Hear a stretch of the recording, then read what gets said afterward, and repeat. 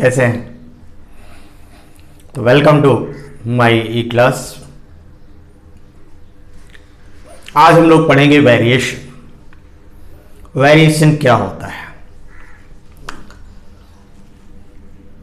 देखिए, variation very करना, बदलना, मतलब बदलाव जब होता है उसी से रिलेटेड चीजें हैं। वेरी करना, चीजों को वेरी करना, बदलना।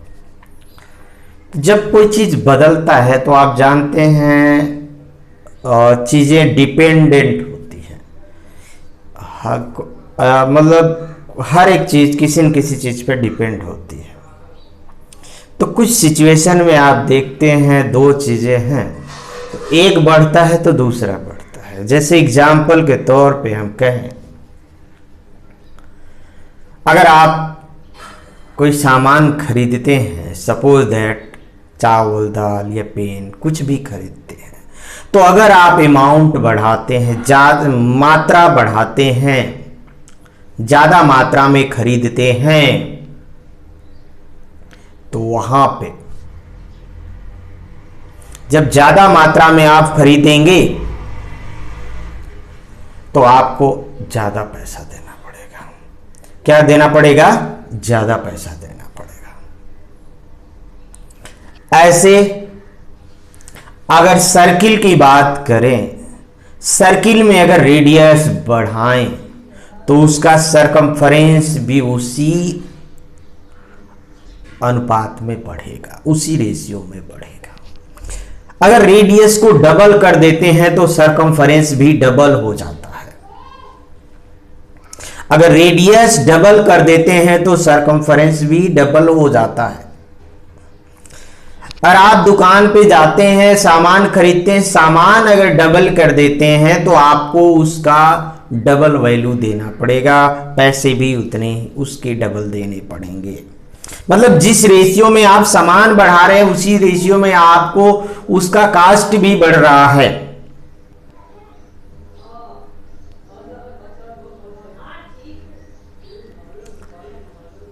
तो यहां पे दो चीजें हैं, एक के बढ़ने पे उसी रेशियो में दूसरा बढ़ता है। तो ये जो वेरिएशन है, इस वेरिएशन को हम डायरेक्ट वेरिएशन बोलते हैं। क्या बोलते हैं? डायरेक्ट वेरिएशन बोलते हैं। अच्छा, अब डायरेक्ट वेरिएशन में क्या होता है? जब एक बढ़ता है तो दूसरा भी उसी रेशियो में बढ़ता है।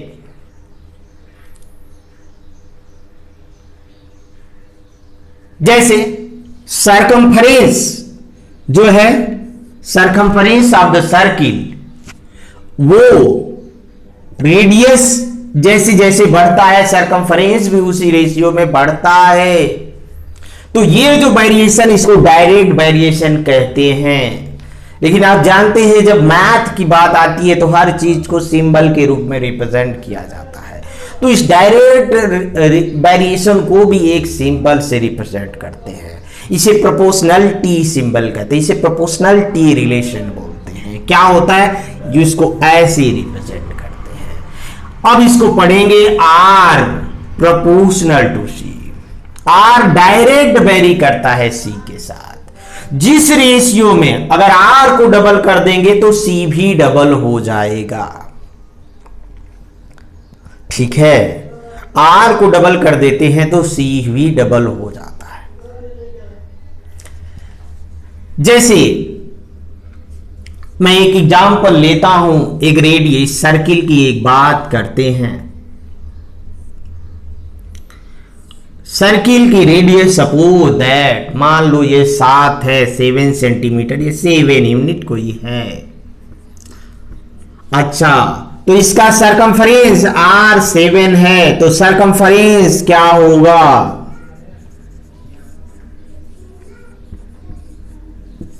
सरकमफ्रेंस C इजिकल टू होता है 2 पाई R। अब यहां R की वैल्यू रख दो, पाई की वैल्यू होती है 22/7। R की वैल्यू आप रखो, R की वैल्यू 7 रखो, 7 से 7 कट जाएगा, 44 हो जाएगा। यानी अगर R जो 7 है तो ये 44 सरकमफ्रेंस आ रहा है, 40 यूनिट। अब इसको अगर टेबल बनाएं और ये CR की वैल्यू एक डबल करते जाएं, 14 करें, फिर थर्ड डबल करें, थ्राइस करें, 4 टाइम्स करें, 5 टाइम्स करें, तो क्या रिजल्ट आता है, आइए इस चीज को हम लोग यहां पे देखते हैं। यहां पे मैं एक टेबल बना रहा हूं, ठीक है, ऐसे। ये सपोज दैट R है यहां पे, यहां C मैं लिख रहा हूं। R 7 है तो C 44 हो रहा है, समझ गए। अब इस तरह R को अगर हम रखें यहां पे 14 रखें, इफ R जो है 14 है, डबल कर देता हूं तो देखो C कितना हो जाएगा, 2 इंटू 22/7 इंटू 14।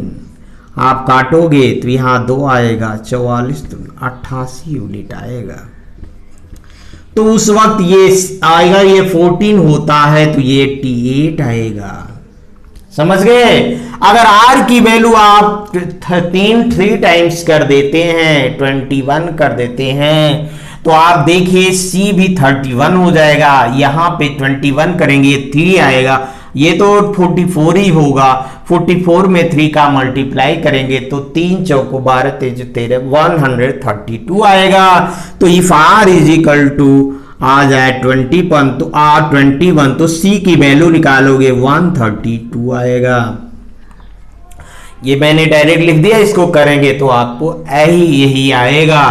तो यहां 21 है तो यहां 132 आया। अब आप थोड़ा सा इस पे गौर करो, क्या होता है, ये इसको हम डायरेक्ट वेरिएशन कहते हैं। डायरेक्ट बढ़ता है, जिस रेशियो में एक क्वांटिटी बढ़ रही है उसी रेशियो में दूसरी क्वांटिटी बढ़ती है। अच्छा, इनका अगर रेशियो निकालें, आप इनका रेशियो निकालें तो हमेशा क्या चीज मिलेगा, एक कांस्टेंट मिलता है। क्या मिलता है, एक कांस्टेंट मिलता है। अगर यार ऐसे C के प्रोपोर्शनल है, R से C के डायरेक्ट वेरिएशन है, C और R में डायरेक्ट वेरिएशन होता है, तो यहाँ पे इसको प्रोपोर्शनलिटी साइंस कहते हैं। और एक चीज हम यहाँ पाते हैं कि R बाई C अगर निकालेंगे या C बाई R निकालेंगे तो ये कांस्टेंट आएगा। आप यहाँ करके देख लो, हमेशा एक ही चीज आएगी। आप यहाँ पे देख लेते हो, देखो 7/44 ये पहली बार है।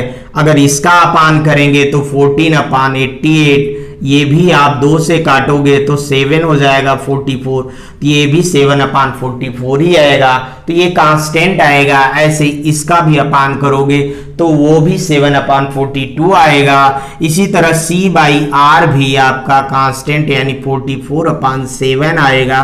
तो यानी जब दो चीजें कांस्टेंट रेशियो में रहती हैं, डायरेक्ट वेरिएशन में रहती हैं, उस वक्त उनका रेशियो कांस्टेंट होता है। क्या होता है, ये बहुत ही इंपॉर्टेंट चीज है। आप समझिए कि अगर दो संख्याएं आप सेम रेशियो में हैं, से डायरेक्ट वेरिएशन में हैं, तो उनका रेशियो कांस्टेंट होता है। क्या होता है, रेशियो कांस्टेंट होता है। तो इस तरह आप समझ गए। तो दो चीजें अगर डायरेक्ट वेरिएशन में हैं तो उनका रेशियो कांस्टेंट होता है, यानी R प्रोपोर्शनल टू C है। तो इसका मतलब ये हुआ, R प्रोपोर्शनल टू C है, इसका मतलब ये हुआ कि R, ये मैं उल्टा इधर लिख दे रहा हूं, जगह नहीं, R प्रोपोर्शनल टू C का मतलब है कि R by C is equal to constant, या C by R is equal to constant. समझ गए। तो इसका मतलब ये तो R और C है, सरकमफ्रेंस और रेडियस है। ऐसे अगर कोई भी दो राशियां हैं, वहां A प्रोपोर्शनल टू B है, ए बी के डायरेक्ट वेरिएशन में है, मतलब A अगर जिस रेशियो में बढ़ रहा है उसी रेशियो में B बढ़ रहा है, तो इनका जो A बाई B है, इनका रेशियो हमेशा कांस्टेंट होता है। तो आप देखो, आप इसी तरह अगर ये क्वांटिटी दी हो तो ये आप निकाल सकते हो, क्योंकि आपको मालूम है कि इनका जो रेशियो है वो हमेशा कांस्टेंट होता है। इनका रेशियो चाहे आगे अगर ये दिया हो तो ये आप निकाल सकते हो, क्योंकि वो भी इसी रेशियो में होगा। कैसे निकाल सकते हो, थोड़ा हम समझ लेते हैं। अगर यहाँ 7 7 28 मान लेते हैं और यहाँ यक्स रख देते हैं, देखो यहाँ यक्स रख देते हैं, तो चूंकि ये डायरेक्ट वेरिएशन में हम जानते हैं तो इनका रेशियो क्या होगा, कांस्टेंट होगा। तो 21/132 इज इक्वल टू होगा 28/x। अब यहाँ आप क्रॉस मल्टीप्लाई करके x की वैल्यू निकाल सकते हो। यहाँ देखो 21 into x is equal to 132 into 28, और फिर x इज इक्वल टू हो जाएगा 132 इंटू 28/21। तो इस तरह आप जो है इसका वैल्यू आप निकाल सकते हो। समझ गए। अगर डायरेक्ट रेशियो में कोई चीज है, डायरेक्ट रेशियो में है, डायरेक्ट प्रोपोर्शन में है, तो उसका आप आसानी से वैल्यू, एक चीज दिया है एक चीज नहीं दिया है, तो उसका दूसरे का भी वैल्यू आसानी से आप निकाल सकते हो। ठीक है, तो आई होप ये आपको डायरेक्ट वेरिएशन अच्छी तरह समझ में आया होगा। इसके सहारे आप जो है कोई भी क्वेश्चन आप इसी कॉन्सेप्ट पे लगा सकते हो। तो आइए हम एक सवाल बताएंगे आपके प्रैक्टिस सेट का, और उस सवाल के आधार पे और भी सवाल आप लगा सकते हो। तो आइए देखते हैं। देखिए, ये हमारा एक डायरेक्ट वेरिएशन है। इसके अगली वीडियो में मैं आपको जो है इनवर्स वेरिएशन की बात करेंगे। ठीक है, तो इस वीडियो के बाद मैं उस वीडियो को भी अभी बना के भेजूंगा। तो पहले एक क्वेश्चन आपको पढ़ लेते हैं। एक क्वेश्चन हम लोग देख लेते हैं डायरेक्ट वेरिएशन का। जैसे देखो, एक क्वेश्चन है,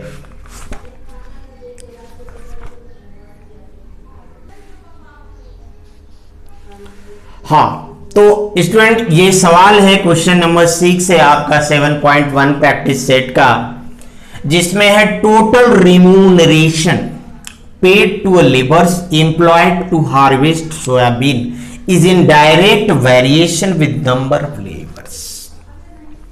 देखो, यह सोयाबीन की कटाई में लगाए गए मजदूर या एम्प्लॉयड लगाए गए मजदूर का जो टोटल रिम्यूनरेशन है, जो रिम्यूनरेशन उनका जो पारिश्रमिक है, जो उनका मेहनताना है, जो उनकी मजदूरी है, वो पेड टू लेबर्स, ये जो उनकी जो मजदूरी है जो लेबर्स को पेड की जाती है, वह क्या है, वो इज इन डायरेक्ट वेरिएशन है। सोयाबीन की कटाई में लगाए गए मजदूरों को पेड की गई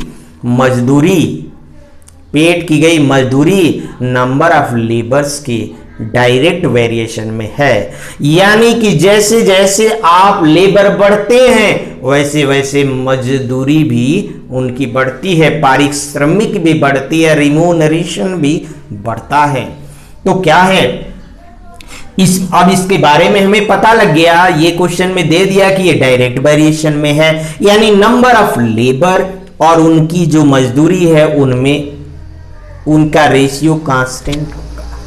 ठीक है, ये जो रिम्यूनरेशन है नंबर ऑफ लेबर्स के डायरेक्ट वेरिएशन में है, नंबर ऑफ लेबर्स के डायरेक्ट वेरिएशन में है, तो इनका रेशियो कांस्टेंट होगा। आइए देखते हैं क्या देखता है जानकारी। If remuneration of 4 labour is 1000, 4 labour का जो रिम्यूनरेशन है 1000 है, find the remuneration of 17 labours. ठीक है, 17 लेबर्स। तो आप रिम्यूनरेशन को यक्स मान लो। Let the solution, let the remuneration of 17 labours, late